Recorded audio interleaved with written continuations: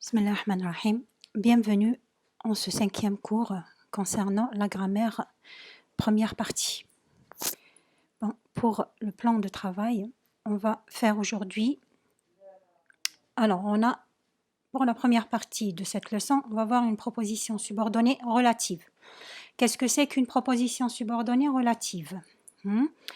Et puis, on va voir en deuxième partie une proposition subordonnée opposée à la proposition subordonnée complétive. On va voir les deux et on va voir comment les distinguer l'une de l'autre. Et puis, on va voir la proposition subordonnée complétive aussi séparée. Et on va terminer par des exercices d'activité. Bien, on commence par la proposition subordonnée relative. Quand je dis proposition subordonnée relative, qu'est-ce que c'est d'abord qu'une proposition? Une proposition, c'est toute une partie d'une phrase. Quelle phrase? Une phrase complexe. Alors, quand je dis une proposition, où se trouve la proposition? Se trouve dans une phrase complexe. La phrase complexe se compose de deux ou plus de propositions.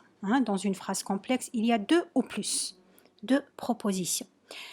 Maintenant, s'il y a la proposition complexe, avant la phrase, il y a la phrase simple. Qu'est-ce que c'est qu'une phrase simple? Regardez, on a un exemple très simple. Les responsables du tourisme organisent un congrès. Là, c'est une phrase simple. Pourquoi je dis une phrase simple? Regardez le mot entouré. Organise. Qu'est-ce que c'est que le mot organise? C'est quoi sa place dans la phrase? C'est quoi ce mot? C'est un verbe. Alors, il y a combien de verbes dans cette phrase? Il y a un seul verbe. Donc, on dit c'est une phrase simple. Maintenant, quand on a une deuxième phrase, regardez, le congrès est important pour le développement de la région. Ici, la phrase se compose d'un seul verbe aussi. Donc, c'est aussi une phrase simple. Un seul verbe, une phrase simple.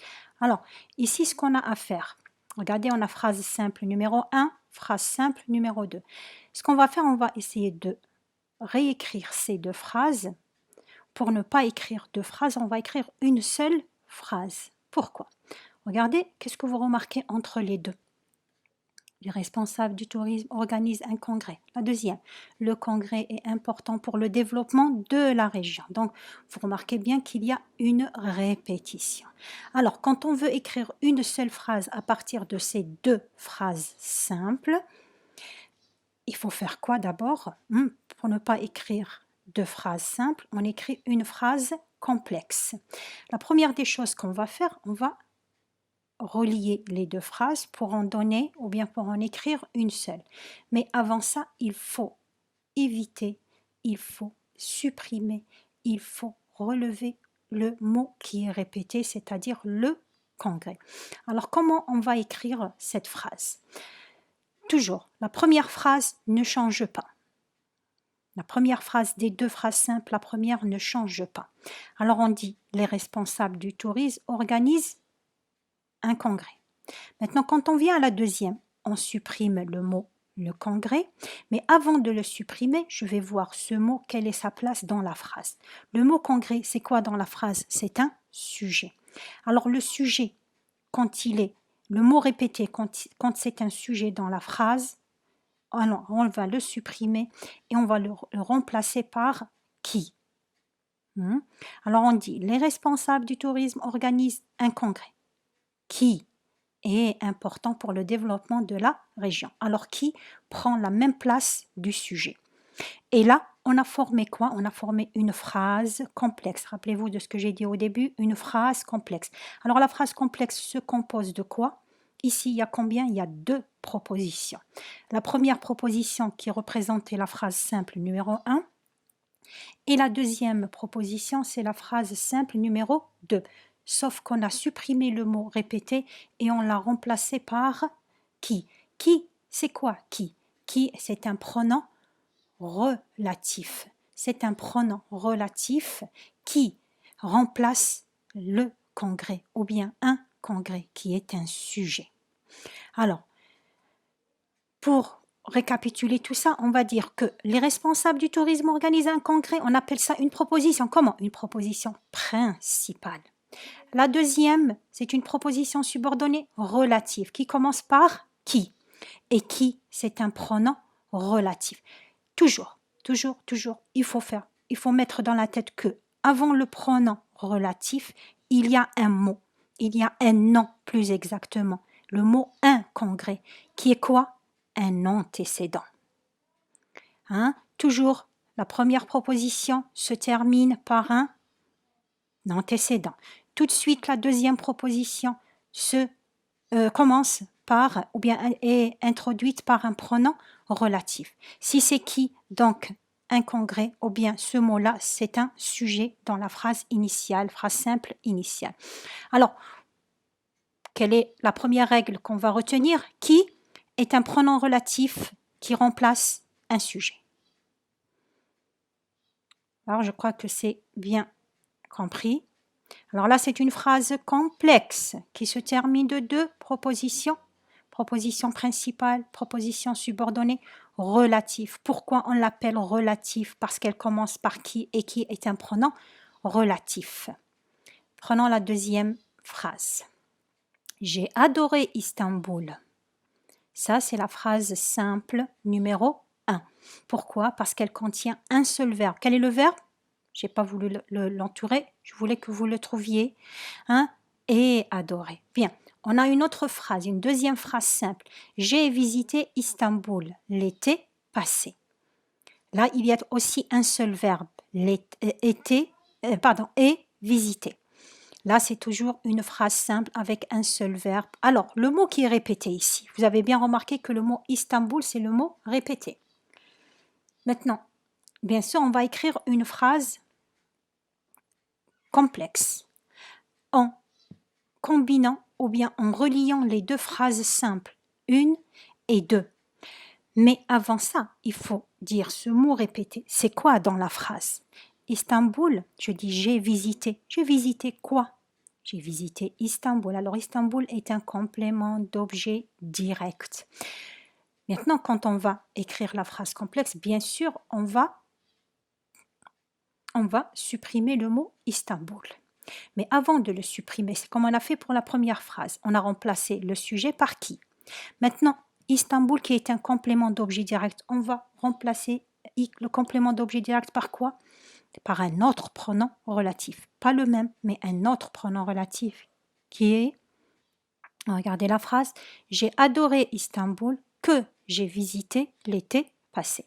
Alors le que ici est un pronom relatif qui évite la répétition d'un complément d'objet direct. Regardez toujours, vous remarquez toujours qu'avant le que, il y a Istanbul qui était le mot répété. Et c'est quoi Istanbul? C'est un antécédent. C'est un antécédent. Comment on appelle la première proposition? Toujours proposition principale. Que j'ai visité l'été passé est une proposition subordonnée relative. Maintenant, le que ici, toujours précédé de l'antécédent. C'est le mot qui a été évité de répéter. Maintenant, le que fait le que? C'est un pronom relatif. Qu'est-ce qu'il fait? Il remplace le complément d'objet direct. Alors, le qui remplace un sujet, évite la répétition d'un sujet. Le que évite la répétition d'un complément d'objet direct. Bien, on enchaîne avec la phrase suivante. Les élèves ont bien suivi le professeur. Ça, c'est la phrase simple numéro 1. Pourquoi? Parce qu'il y a un verbe. Où est le verbe? Les élèves ont bien suivi le professeur. Le verbe, c'est ont suivi. Bien. La deuxième phrase.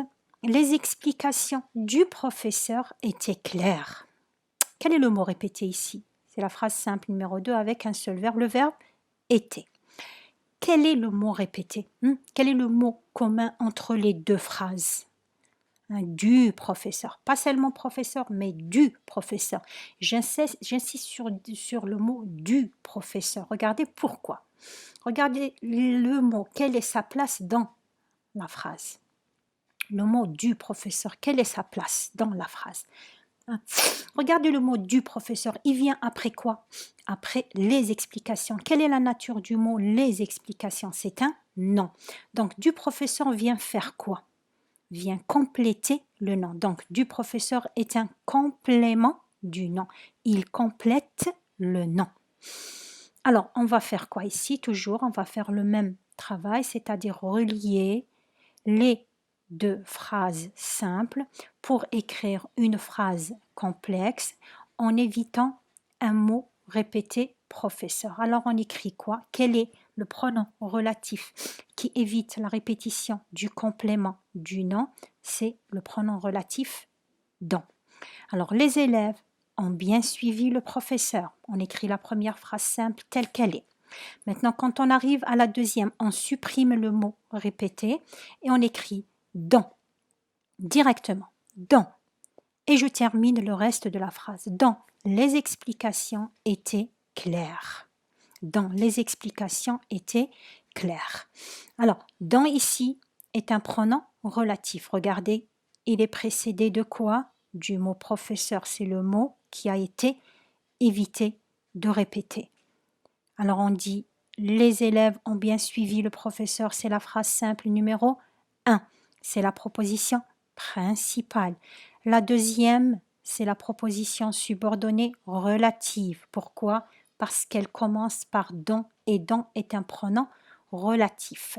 Toujours avant dans, il y a le mot professeur qui est l'antécédent. Toujours le mot répété, le mot qui a été supprimé, c'est l'antécédent dans la phrase complexe. Maintenant, comment on appelle dans? Alors, c'est un pronom relatif qui remplace le complément du nom. Alors, une autre chose ici. Dans ne remplace pas toujours que le complément du nom. Il peut aussi remplacer un complément d'objet indirect. Un complément d'objet indirect, c'est-à-dire un complément qui vient après le verbe, pas avant, après le nom. Alors, il vient après le verbe et qui est précédé toujours par une préposition, comme dans le complément du nom. C'est-à-dire que le dans, il y a toujours l'élément qui le remplace est toujours introduit par une préposition. Regardez, du professeur, il y a du, et du est une préposition. Quand je dis le complément d'objet direct, le complément d'objet direct aussi est introduit par une préposition. Donc, le dans évite la répétition d'un élément qui commence par une préposition, que ça soit un complément du nom ou bien un complément d'objet indirect. Donc, dans, on place un complément du nom, et pas seulement complément du nom et complément d'objet indirect qui n'est pas écrit sur votre écran. Mais il faut le noter, il faut le garder. La phrase suivante. On a une phrase, cette maison appartenait à mes grands-parents. C'est une phrase simple qui contient un seul verbe, appartenait. On a une deuxième phrase, toute la famille se réunissait dans cette maison. C'est toujours une phrase simple avec un seul verbe. Où le verbe se réunissait. Maintenant, qu'est-ce que vous remarquez? Il y a la répétition du mot dans cette maison. Pas seulement maison, mais dans cette maison. Je dis toute la famille se réunissait. Je pose quelle question? Où? Je pose la question où. Et quand je pose la question où, je cherche quoi? Je cherche le lieu. Donc, ici, c'est un complément circonstanciel de lieu. Alors maintenant, pour relier les deux phrases, on a besoin de supprimer d'abord le mot qui a été répété. Maintenant, comment j'écris? Je supprime le mot la maison, mais pas seulement la maison, mais c'est dans cette maison.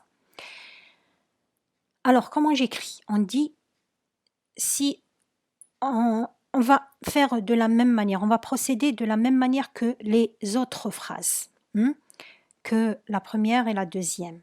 Qu'est-ce qu'on a dit? On a dit, on prend la première phrase simple, on ajoute le pronom relatif et on ajoute la deuxième phrase avec le mot répété, omis ou bien effacé ou bien supprimé.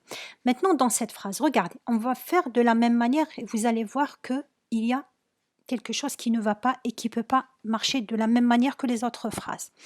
Regardez cette phrase, je dis « Cette maison appartenait à mes grands-parents ». Alors, je remplace le complément circonstanciel de lieu par le pronom relatif ici « où ». Alors, cette maison appartenait à mes grands-parents où toute la famille se réunissait. Est-ce que c'est juste, d'après vous? Non. Pourquoi? Regardez, on a mis « où » et on a dit « où » est un pronom relatif. Et quelle est la règle? Qu'est-ce qu'on a dit? Avant le pronom relatif, qu'est-ce qu'on trouve? On trouve l'antécédent. Et l'antécédent, c'est quoi? C'est le mot qui a été supprimé, c'est le mot répété. Alors, maintenant, quand je dis « cette maison appartenait à mes grands-parents » où toute la famille se réunissait. Regardez, le « où » est placé après « à mes grands-parents ». Est-ce que « à mes grands-parents » c'est le mot répété? Donc, la phrase est incorrecte. Donc, il faut faire une modification. Il faut changer. Alors, comment écrire cette phrase? Regardez bien. Je commence par le mot répété, c'est-à-dire par l'antécédent. Quel est le mot? L'antécédent. Cette maison. Et bien sûr, qu'est-ce que je mets après l'antécédent? Tout de suite après, le pronom relatif. Alors, je dis cette maison où? Et je termine avec la phrase simple numéro 2. Et je termine avec le reste de la phrase simple numéro 1. Regardez la phrase, comment elle est écrite. Suivez ce principe. Regardez, c'est les étapes de cette phrase. Cette maison, l'antécédent d'abord, où toute la famille se réunissait, je mets ça comme la deuxième proposition, la deuxième phrase simple, et je termine par le reste de la phrase, de la phrase simple numéro 1. Cette maison où toute la famille se réunissait appartenait à mes grands-parents. Alors, où toute la famille se réunissait, là, c'est la proposition subordonnée relative. Pourquoi? Parce qu'elle commence par où, et où est un pronom relatif qui remplace un complément circonstanciel de lieu. Maintenant, ce qui reste de la phrase, qu'est-ce qui reste? Cette maison appartenait à mes grands-parents. Qu'est-ce que vous remarquez? Cette maison appartenait à mes grands-parents? C'est la phrase simple numéro 1 qui a été incisée, si vous voulez, ou bien séparée pour écrire la phrase simple numéro 2. Bien, alors, la proposition subordonnée relative où toute la famille se réunissait. Alors, avant où, il y a maison, et le mot maison est un antécédent. Alors là, où est un pronom relatif qui remplace un complément circonstanciel de lieu, oui, mais aussi un autre élément, le complément circonstanciel de temps. Alors, c'est la même chose, le complément de temps, circonstanciel de temps, ou le complément circonstanciel de lieu, les deux, on les remplace, on les supprime pour les remplacer par le pronom relatif où. Je crois que c'est bien compris.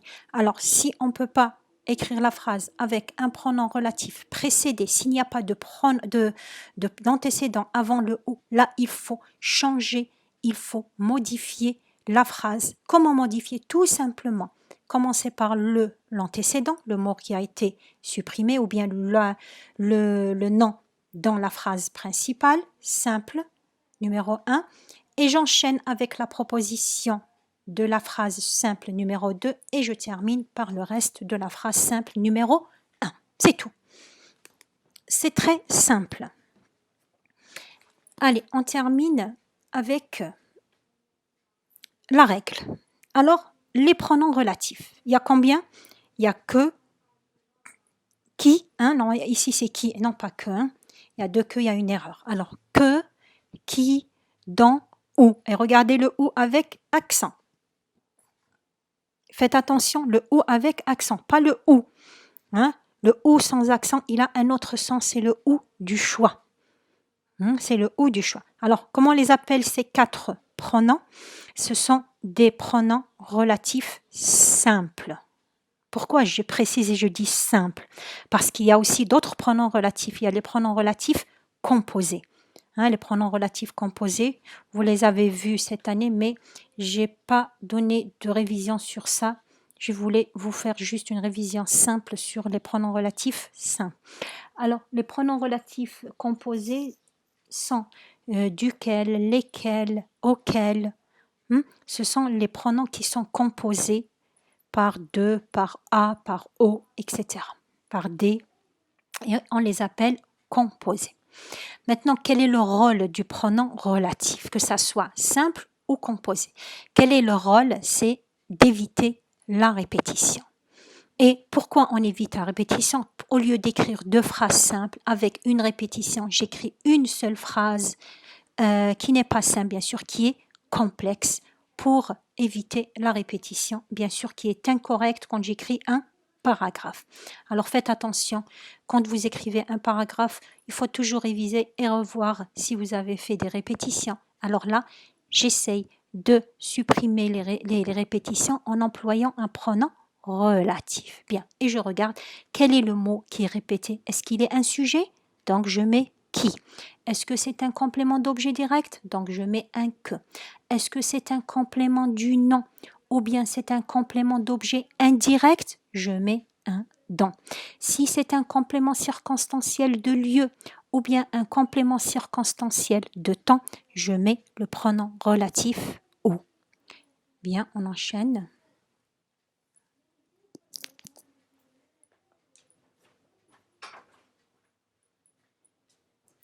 Bien, alors là, vous avez une autre phrase. L'eau des cascades est claire. Là, c'est une phrase simple numéro 1. On met la phrase simple numéro 2.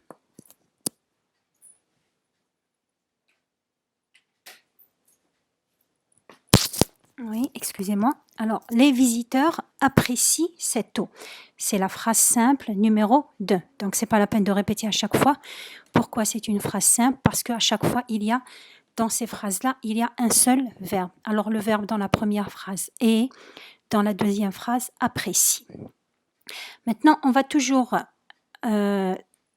combiner ou bien relier les deux phrases pour écrire une seule phrase. Alors là, je voulais vous écrire ou bien vous donner un autre exemple sur le mot qui est répété et comment modifier la phrase pour placer le pronom relatif correctement dans la phrase complexe. Regardez, le mot qui est répété, c'est cette eau. Quelle est la place de cette eau dans la phrase? Les visiteurs apprécient cette eau. Les visiteurs apprécient quoi? Cette eau, c'est un complément d'objet direct. Alors, bien sûr, vous vous rappelez, qu'est-ce qu'on a dit? Le complément d'objet direct est remplacé par quel pronom relatif? Par que. Alors, pour relier les deux phrases, on va éviter bien sûr le mot l'eau, ou bien cette eau plus exactement, pas l'eau de la première phrase, mais cette eau de la deuxième phrase. Maintenant, comment j'écris? Si on veut écrire la phrase, regardez bien. Normalement, je prends la première phrase numéro 1, je mets le pronom relatif et j'ajoute la deuxième phrase simple numéro 2. On va faire ça et vous allez voir si c'est correct ou non. L'eau des cascades est claire. Que les visiteurs apprécient. Est-ce que la phrase est correcte? Non. Pourquoi non? Parce que le que ici, quand je dis l'eau des cascades est claire, que les visiteurs apprécient, que ici est précédé de quoi? Par éclair. Est-ce que clair, c'est l'antécédent? Non, bien sûr que non. Alors là, il faut faire une modification de la phrase. Il faut que là, le que soit placé avant le mot qui a été répété, c'est-à-dire l'eau. Alors, on va commencer la phrase par l'eau. L'eau des cascades. Je mets le pronom relatif que. Je termine par le reste de la phrase, que les visiteurs apprécient. Et je termine par le reste de la phrase simple numéro 1. Alors, les cascades, l'eau des cascades que les visiteurs apprécient est claire. Que les visiteurs apprécient, c'est la proposition subordonnée relative. L'eau des cascades est claire, c'est la proposition principale. Alors, le que est un pronom relatif précédé de cascade, l'eau des cascades, ou bien l'eau, c'est l'antécédent. Alors, le que ici, pronom relatif qui remplace un complément d'objet direct qu'on a déjà dit et ça ne change rien. Ce qui change, c'est juste la disposition de la phrase ou bien la formulation de la phrase autrement. C'est-à-dire qu'il faut faire très attention à mettre le pronom relatif précédé de l'antécédent. Ici, l'antécédent, c'est l'eau, plus exactement. Pour écrire la phrase telle qu'elle est de la phrase simple numéro 1, on a dit l'eau des cascades et ce n'est pas du tout faux. Bien. Maintenant, regardez la phrase complexe numéro 1. J'ai dit « J'ai adoré Istanbul que j'ai visité ». C'est une phrase complexe, on est d'accord. Cette phrase complexe est composée bien sûr de deux propositions. Quelles sont les deux propositions qu'on a déjà vues? J'ai adoré Istanbul, c'est la phrase, ou bien c'est la proposition principale. Que j'ai visité, c'est la proposition subordonnée. Comment? On va voir. Dans la phrase complexe numéro 2, il faut que les touristes visitent Istanbul. C'est une phrase complexe aussi, qui se compose de deux propositions. Pourquoi? Pour dire que c'est une phrase simple ou bien phrase complexe, il faut chercher toujours les verbes. Ici, la phrase, il y a combien de verbes? Il y a deux verbes. Il faut que les touristes visitent Istanbul. Il y a le mot visite. Est-ce qu'il y a un autre verbe? Oui, il y a le verbe faut. Donc, c'est une phrase complexe. Comment je décompose la deuxième phrase? Il faut. C'est une première proposition qui s'arrête à faut. Ça y est? La deuxième commence par que. Alors, qu'est-ce que vous remarquez entre les deux propositions? Quelle est la différence entre ces deux? Ou bien comment distinguer la première phrase complexe et la deuxième phrase complexe? Regardez. La première, j'ai adoré Istanbul. C'est une phrase complexe qui commence par la première proposition principale, j'ai adoré Istanbul. La deuxième qui commence par que. Et que ici est un pronom relatif. Donc, c'est une proposition subordonnée relative comme on vient de l'expliquer auparavant. Maintenant, ce que ici, on l'appelle pronom relatif. Alors, pour dire que c'est un pronom relatif, il faut bien faire attention à une chose. Regardez ce qu'il y a avant pour déterminer quelle est la nature de ce pronom. Alors, ce que c'est un pronom relatif. Pourquoi? Parce qu'avant que, il y a Istanbul. Et quelle est la nature du mot Istanbul? C'est un nom. Et le nom est un antécédent qui précède le pronom relatif. Ça y est, s'il n'y a pas d'antécédent, s'il n'y a pas de nom qui est lui-même l'antécédent, donc que ici ce n'est pas un pronom relatif. Alors, la deuxième phrase, regardez, la deuxième phrase complexe toujours, qu'on peut décomposer en deux propositions. La première proposition, il faut. Il y a le verbe faut. Qui est quoi? Cette première proposition, c'est toujours une proposition principale. La deuxième, c'est une proposition subordonnée, complétive, conjonctive. Regardez bien. On va lire la phrase et on va supprimer la deuxième proposition. Et je dis il faut. Et je m'arrête. Est-ce que la phrase est complète? Quand je dis il faut. Est-ce qu'on comprend le reste de la phrase? Non. Donc la phrase n'est pas complète. La phrase est incomplète.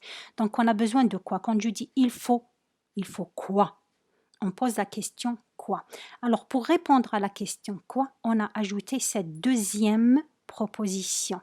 Cette deuxième proposition qu'on appelle une proposition subordonnée complétive. Comme son nom l'indique. Pourquoi je dis complétive? Parce qu'elle complète. Qu'est-ce qu'elle complète? Le verbe de la proposition principale. Alors regardez, il y a aussi, elle est complétive et elle est conjonctive. Pourquoi je dis conjonctive? Parce qu'elle commence par que. Et que est un pronom, est une conjonction de subordination. Est une conjonction de subordination. Alors, il faut, c'est une proposition principale. La deuxième proposition qui vient terminer la proposition principale, c'est une proposition subordonnée complétive conjonctive qui vient compléter le verbe de la proposition principale. Alors, quand vous avez deux phrases complexes et les deux phrases contiennent que, pour faire la différence entre le que de la phrase complexe numéro 1 et le que de la phrase complexe numéro 2, il faut faire attention ce qu'il y a avant le que. Si avant le que, il y a un nom comme Istanbul, qui est lui-même un antécédent, alors ce que ici, c'est un pronom relatif. Et la proposition, c'est une proposition subordonnée relative.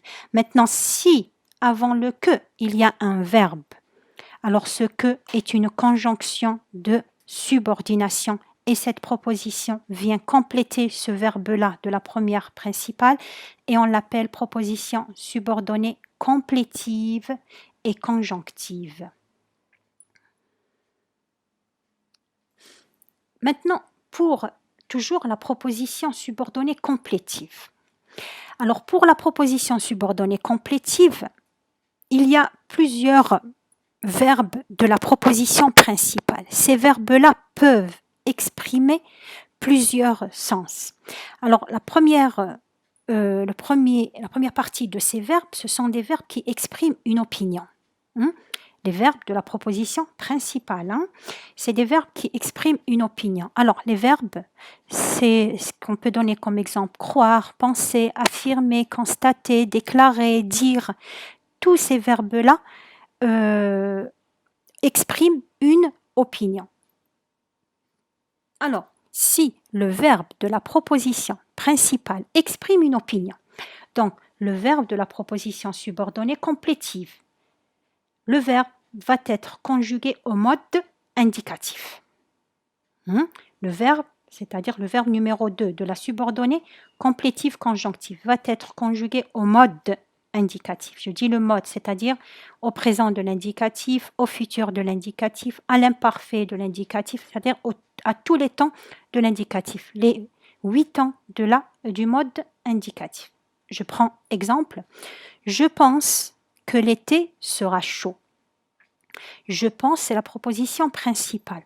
Le verbe de cette proposition, pense, qu'exprime le verbe pense? C'est un verbe d'opinion qui exprime une opinion. Alors, quand je termine la phrase, le verbe de la proposition subordonnée va être conjugué au mode indicatif. Regardez le verbe sera. Sera, c'est un verbe conjugué au futur de l'indicatif. Alors, quand est-ce que je mets au mode indicatif? Si, c'est la condition. Si le verbe de la proposition principale exprime une opinion. Je crois, je pense, j'affirme, je déclare, je constate, je dis, etc.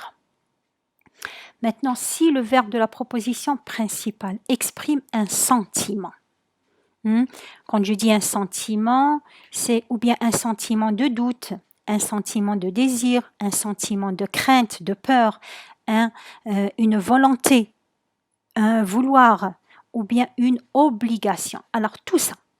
Maintenant, le verbe qui vient après, le verbe de la proposition subordonnée, qui vient suivre ce verbe de la proposition principale. Comment se conjugue le verbe? Ce verbe-là se conjugue à un autre mode, pas le mode indicatif, mais au mode subjonctif. Dans un exemple, je désire que tu viennes. Vienne, c'est le verbe venir conjugué au subjonctif présent. Alors, je désire, je veux, je crains, il faut, une obligation, il faut. Toujours, tous ces verbes-là sont suivis d'une proposition subordonnée, là où le verbe se conjugue au mode subjonctif. Bien sûr, le subjonctif présent, puisqu'on a vu que le subjonctif présent. Maintenant, si le verbe de la principale exprime un verbe impersonnel, il est important que, il est possible que, il est souhaitable que, tous ces verbes-là expriment une forme impersonnelle. La forme impersonnelle. Vous voyez, à chaque fois, il y a le pronom il. Et le il ici, ce n'est pas un pronom personnel, mais c'est un pronom impersonnel. C'est-à-dire quoi impersonnel? Qui ne remplace personne. Ici, le il ne remplace pas Mohamed, ne remplace pas il, ne remplace pas Ali, mais ne remplace personne. C'est un pronom impersonnel. Et toute la forme de cette expression-là, toute la forme de cette phrase-là, c'est la forme impersonnelle. Maintenant, si le verbe est à la forme impersonnelle, le verbe de la subordonnée conjonctive, complétif, se met au mode subjonctif toujours. Toujours le mode subjonctif. Alors on dit, il est possible que l'été soit chaud. Il est possible que l'été soit. Soit, c'est le verbe être conjugué au mode subjonctif. La dernière phrase, ou bien la dernière forme du verbe de la proposition principale, c'est le verbe à la forme négative. Alors, regardez bien les verbes qui sont donnés ici. Je ne crois pas, je ne pense pas. Le verbe croire, le verbe penser, ça vous rappelle quoi? C'est des verbes d'opinion, mais ils sont écrits comment? Ils sont donnés à la forme négative. On a dit quand les verbes expriment une opinion, donc le verbe se conjugue au mode indicatif. Mais si ce verbe d'opinion est donné à la forme négative, là, la règle change. Il n'est plus, le verbe de la complétive ne se conjugue plus au mode indicatif, il se met là au mode subjonctif. Alors on dit, je ne pense pas que l'été soit chaud. Je ne crois pas qu'il puisse venir. Vous voyez, soit et puisse sont des verbes conjugués au mode subjonctif. Pourquoi? Parce que le verbe de la principale, je ne pense pas, je ne crois pas, sont à la forme négative. Alors, n'oubliez pas, quand le verbe de la principale est à la forme négative, donc directement, sans réfléchir, vous mettez le verbe de la proposition subordonnée au mode subjonctif. Vous conjuguez au mode subjonctif. Alors, à part les verbes qui expriment une opinion, on les suit par le verbe conjugué au mode indicatif de la subordonnée, à part ce mode, à part le verbe d'opinion, tous les autres verbes, les verbes de la complétive se conjuguent au mode subjonctif. Donc, il faut bien garder ce tableau et y revenir à chaque fois que vous avez un examen ou bien vous avez un exercice à faire sur cette question. Bien, on enchaîne. On va faire les exercices maintenant. Alors pour les exercices, on va prendre un premier exercice. Je donne la nature des propositions subordonnées dans les phrases suivantes. Alors, la nature, c'est-à-dire quoi? Quelle est la proposition subordonnée? C'est quoi cette proposition subordonnée? C'est une proposition qui exprime quoi? Jusqu'à présent, on a vu subordonnée, relative, subordonnée, complétive, plus exactement pour cet exercice-là. Mais quand vous avez une question ainsi, une question de cette nature dans n'importe quel exercice, à l'examen par exemple, vous allez chercher quelle est la nature, cette proposition subordonnée exprime quel rapport? Et les rapports, il y en a beaucoup. Le rapport de cause, le rapport de conséquence, le rapport de but, le rapport de condition. Donc là, il faut faire attention. Cette phrase, cette subordonnée exprime quoi? Alors, la première phrase.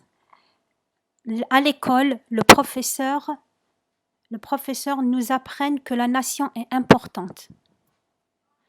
La deuxième, j'ai adoré le témoignage que j'ai suivi hier. La troisième, les colons ne croyaient pas que les Algériens soient courageux. Algérien avec un A majuscule. La chaleur que nous avons affrontée était insupportable. Et la dernière phrase, les Algériens étaient convaincus que la liberté était inévitable. Bien, ce qu'on a à faire dans cet exercice-là, c'est de mettre d'abord d'encadrer les propositions subordonnées, puis de donner la nature de la proposition subordonnée si elle exprime une complétive ou bien une relative. On va commencer par la première. Alors, regardez la première. Bien sûr, à l'école, le professeur nous apprenne que la nation est importante. Bien sûr, ici, puisqu'il y a que, à partir de que, je mets le crochet. À partir de que, j'encadre la proposition. Et quand je mets une proposition, faites attention à donner dans chaque proposition un seul verbe. Faites attention, un seul verbe. Si vous mettez les deux verbes dans la même proposition là, c'est faux. Hein? Et on risque de vous donner 0 à la correction de sur votre feuille. Hein? Alors, faites attention, chaque proposition contient un seul verbe. Alors, je commence par que et je mets un seul dans chaque proposition. Alors, que la nation est importante, là, c'est une proposition qui commence par que. Et on a dit, pour donner la nature de la proposition qui commence par que, je fais attention de ce qu'il y a avant le que. Regardez qu'est-ce qu'il y a avant que. Il y a apprenne. Quelle est la nature du mot apprenne? C'est un verbe. Et si c'est un verbe, ce que alors c'est quoi? C'est une conjonction de subordination. Alors là, c'est une proposition subordonnée complétive. Qu'est-ce qu'elle vient faire cette complétive? Elle complète le verbe apprenne. Parce qu'elle est complétive, parce qu'elle complète le verbe apprenne de la proposition principale. La deuxième phrase, j'ai adoré le témoignage que j'ai suivi hier. Je commence toujours à encadrer la phrase à partir de que j'ai suivi hier. Alors, que, je mets attention. Le que ici est précédé de quoi? Regardez le mot. Le mot qui vient avant le que, c'est le témoignage. Quelle est la nature de ce mot? Quand je dis la nature, est-ce que c'est un verbe?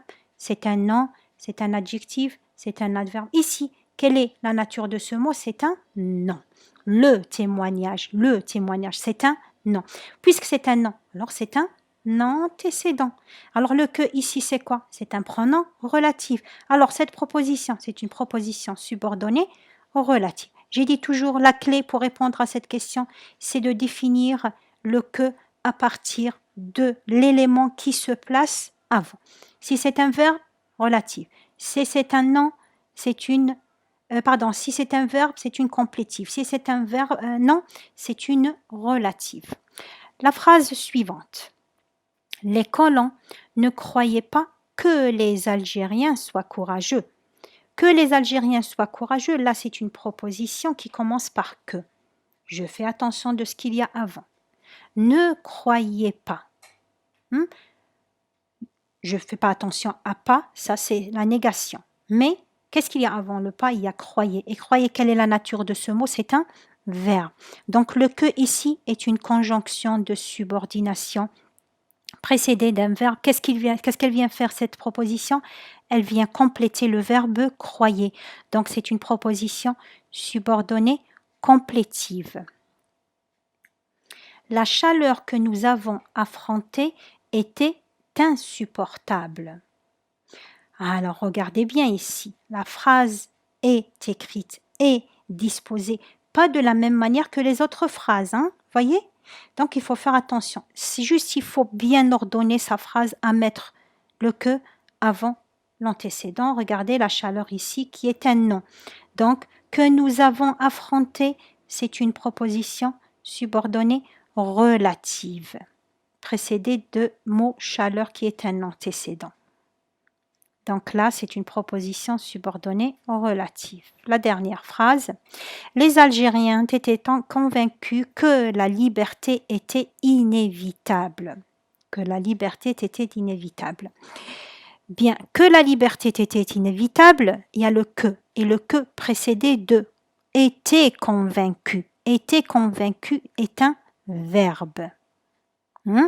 Donc, puisque c'est un verbe, je ne regarde pas seulement convaincu. Convaincu, c'est le participe passé. Et le participe passé ne vient pas seul, il vient avec l'auxiliaire. Donc, était convaincu, tout ça, c'est le verbe de la proposition principale. Alors là, que vient faire cette proposition? Elle vient compléter le verbe, puisqu'il n'y a pas de nom après. Donc, c'est une proposition subordonnée, complétive, conjonctive. Bien, je crois que c'est bien expliqué, c'est bien compris pour la première partie des exercices. la deuxième partie. Alors, je vous propose pour cette deuxième activité, je vais vous donner un tableau et je vais vous donner des verbes. Alors, à partir de ces verbes-là, on va les classer dans ce tableau pour dire quels sont les verbes qui expriment une opinion et quels sont les verbes qui expriment une obligation, une volonté, un doute, etc. Ça y est? Bien. Alors, on a le verbe s'étonner, le verbe falloir, le verbe penser, le verbe douter, le verbe déclarer, le verbe craindre, le verbe ordonner, le verbe être persuadé et le verbe estimer. On va d'abord parler un petit peu de ces verbes-là. Quand je dis s'étonner, on dit je suis étonné. Là, ça exprime quoi d'après vous? Est-ce que c'est une opinion ou bien c'est un sentiment ou bien une volonté ou bien une obligation? On dit je suis étonné. Là, c'est quoi? D'après vous, c'est un quoi? C'est un sentiment. Bien. Falloir, je dis il faut. C'est une obligation. Je pense, le verbe penser, pour exprimer une opinion. Douter, douter. On dit je doute. C'est un sentiment, je doute. Le verbe déclarer, je déclare. C'est une opinion. Le verbe craindre, je crains. C'est un sentiment. Ordonner, c'est comme je donne un ordre, j'ordonne. C'est donner une obligation. C'est comme je dis, il faut. C'est donner un ordre. Là, c'est toujours une obligation, donc, deuxième partie du tableau. Être persuadé. Je suis persuadé, je suis convaincu, je suis sûr, je suis certain. Tout ça, c'est des verbes pour exprimer une opinion. J'estime.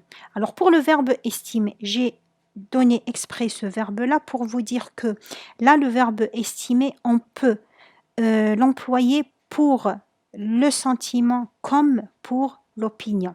Alors, on peut écrire le verbe de la subordonnée aux deux modes, que ce soit au mode subjonctif ou bien au mode indicatif. Je dis j'estime qu'il est heureux ou bien j'estime qu'il soit heureux et les deux formes de phrase sont correctes. Alors si vous trouvez les deux formes, donc c'est correct. Alors on va juste répéter, réviser. Alors là, on a déjà fait la correction oralement. Maintenant, regardez écrite. Allez, les verbes qui exprimant une opinion, bien qui expriment une opinion, c'est le verbe penser, je pense, je crois. Le verbe déclarer, je déclare, j'affirme. Le verbe être persuadé, je suis persuadé, je suis convaincu, je suis sûr, je suis certain. Estimer, j'estime, et on a dit on peut le placer dans les deux parties du tableau. S'étonner, je suis étonné, je suis intrigué, je suis surpris. C'est pour exprimer un étonnement, une surprise. Le verbe falloir, il faut, c'est pour une obligation, un ordre si vous voulez. Le verbe douter, c'est quand je ne suis pas sûr. Quand je ne suis pas sûr, ça devient un doute et ça devient un sentiment. Maintenant, une crainte. Quand c'est une crainte, on dit je crains. C'est toujours un sentiment. Et le verbe ordonner, c'est un verbe d'obligation. Bien. C'est bien clair, j'espère. Bien. On passe au dernier exercice. Alors là, j'ai donné cet exercice parce que j'ai remarqué à partir de mes élèves, ils sont toujours perdus quand on a ce genre de questions dans les exercices. Complète chaque phrase par le pronom relatif qui convient. Alors le pronom relatif, on a déjà dit que c'est très clair quand on a une phrase complexe et on a un pronom relatif. Ce pronom relatif, il évite, chaque pronom relatif, il évite un élément déterminé. Mais si on a une phrase, par exemple comme celle-ci, et il y a des pointillés, et on vous demande de compléter les phrases par un pronom relatif qui convient. Et comme vous le savez, on a donné 4 pronoms relatifs. Qui, que, dans et où. Quel est le pronom relatif qui convient à chacune des phrases que je vais vous donner? On va donner une petite astuce ou bien comment on va trouver la réponse pour chacune de ces phrases. On lit la première phrase. La leçon, je te parle, est très importante. La chambre, nous faisions nos devoirs, est très petite.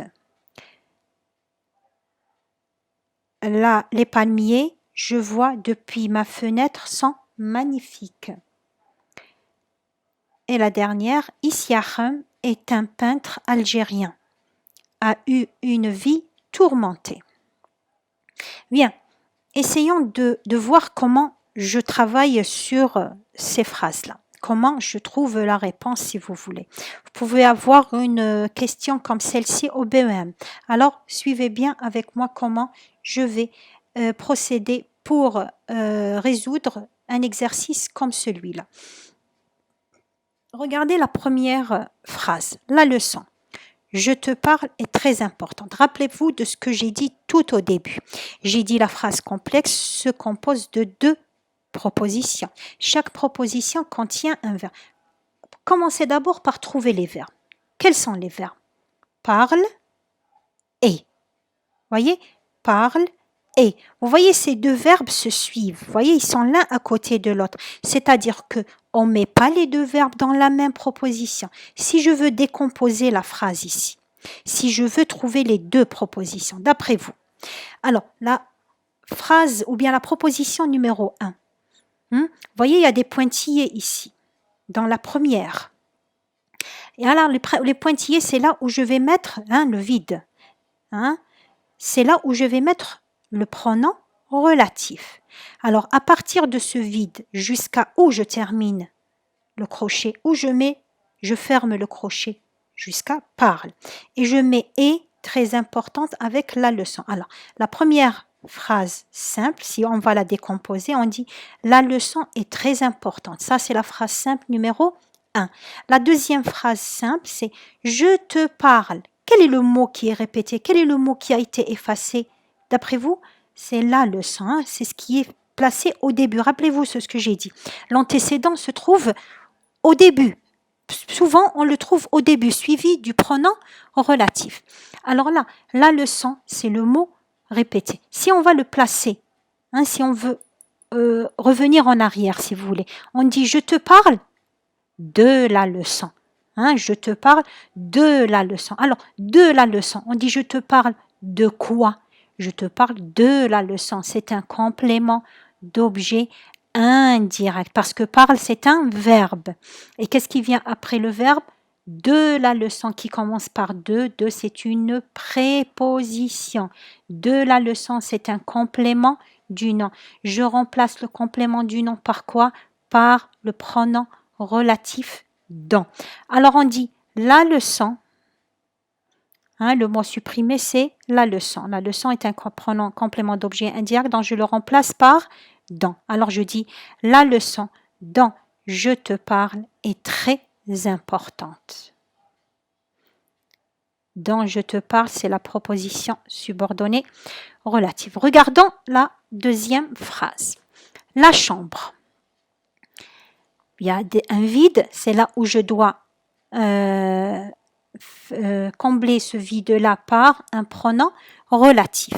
Allez, on va mettre quoi? On va mettre la chambre. Nous faisons nos devoirs est très petite. Si on va décomposer cette phrase, je dis la chambre est très petite. Ça, c'est la phrase simple numéro 1. Nous faisons nos devoirs. D'après vous, je dis quoi ici? Comment je vais... Le mot qui est répété ici, c'est quoi? D'après le mot qui a été évité, c'est quoi? Bien sûr, c'est la chambre, le mot qui est placé au début. Alors, je dis nous faisons nos devoirs.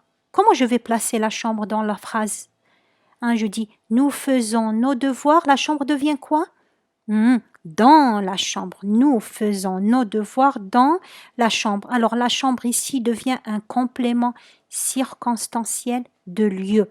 Là où je pose la question où, et le où ici qui est lui-même le pronom relatif. C'est-à-dire ici je mets la chambre où nous faisons nos devoirs est très petite. Alors ici où nous faisons nos devoirs, c'est la proposition subordonnée relative. Enchaînant avec la troisième phrase.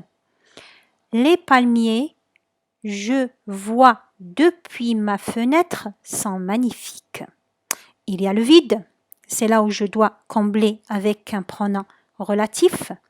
Alors les palmiers, c'est le mot bien sûr antécédent, c'est le mot qui a été évité. Ça c'est clair maintenant, ça y est, ça devient instinctivement, vous devez trouver la réponse directement. Alors on dit, je vois, je prends la deuxième partie, la partie du milieu. Alors je vois depuis ma chambre, je vois depuis ma chambre, quoi? Je pose la question, quoi? Je vois depuis ma chambre les palmiers. Alors les palmiers ici, c'est un complément d'objet direct. C'est le mot qui a été évité, c'est le mot qui a été supprimé. Donc je remplace le complément d'objet direct par que, donc je dis les palmiers que je vois depuis ma fenêtre sont fatigués. Que je vois depuis ma fenêtre, c'est la proposition subordonnée relative. Maintenant la dernière partie. Issiakham est un peintre algérien. Et on a le vide à remplir avec un pronom relatif. Je mets quoi? Là, la phrase est composée d'une façon très simple comme on avait fait pour les premières phrases, pas comme qu'on vient de faire pour A et B et C. Alors, Issiakham est un peintre algérien. Regardez la deuxième partie. A eu une vie tourmentée. Qu'est-ce que vous remarquez? A eu une vie tourmentée. Par quoi commence ici la deuxième partie? Par a eu. Et a eu, c'est quoi la nature de cet élément-là? A eu, c'est un verbe. Et est-ce que la phrase commence par un verbe? Bien sûr que non, elle commence par un sujet. C'est-à-dire, qu'est-ce qu'il manque à cette phrase? Il manque un sujet. Est-ce qu'on va mettre un sujet? Le mot qui a été supprimé ici, c'est quoi d'après vous? Oui, c'est Issiakham. Donc, Issiakham est un sujet. Donc, le mot sujet ici, c'est Issiakham, qui remplace qu'est-ce qui remplace le mot Issiakham? C'est qui, et non pas que. Issiakham est un peintre algérien qui a eu une vie tourmentée. Alors, une vie tourmentée, qui a eu une vie tourmentée, c'est la proposition subordonnée relative. Bien, je vous laisse bien regarder cet exercice. J'espère que j'ai bien englobé la leçon sur la subordonnée relative et la subordonnée complétive. Et on se reverra le prochain cours pour la deuxième leçon de grammaire. En attendant ce prochain cours, je vous dis au revoir et à la prochaine séance, Inch'Allah.